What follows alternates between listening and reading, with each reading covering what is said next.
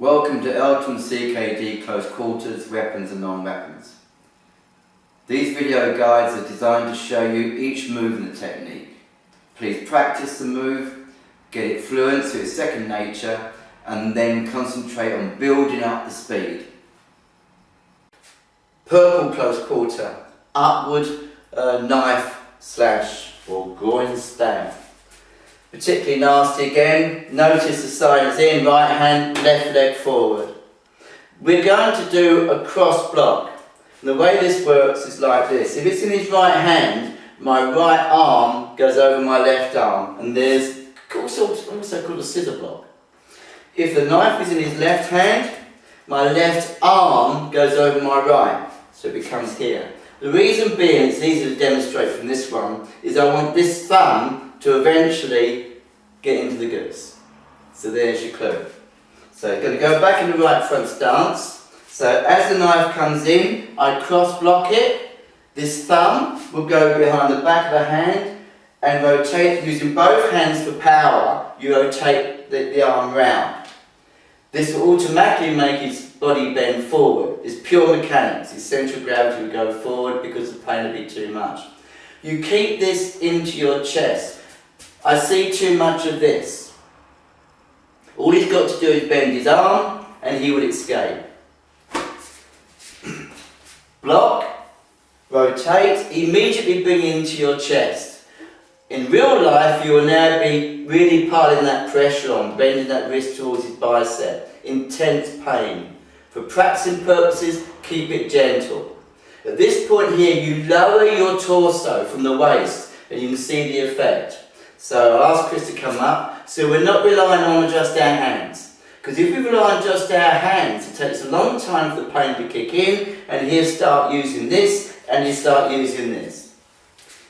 The effect's immediate if we lower our torso. So we use our body to increase the goose. At this point here, we kick, we can kick to the head, we can kick various places on his body, and then we can make our escape.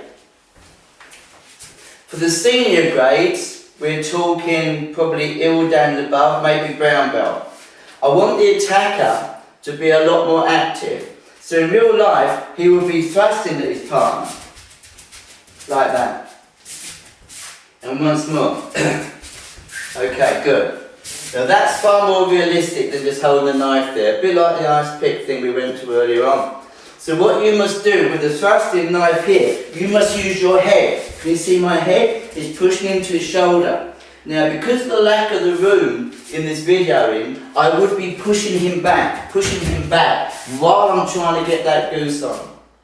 So in slow motion, he's jabbing that knife into me, but I'm pushing him back until I get that goose on. I'll do whatever I can to get that goose on.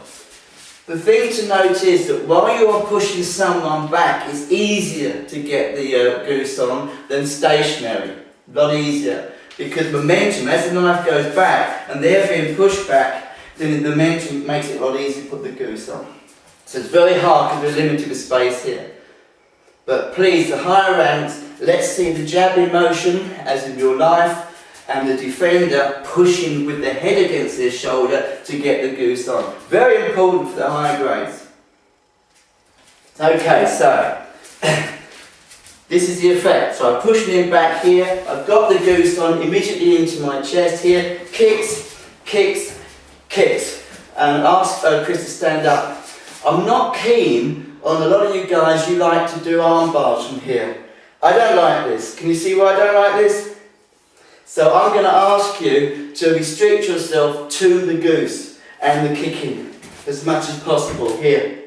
More supple of you will actually get kicks into the head area as well if you want to.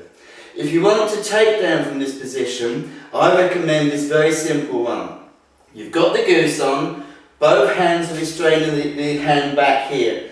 Take your right hand, place on the elbow and bring that down. Thank you, Chris. Purple belt, knife defense, groin slash.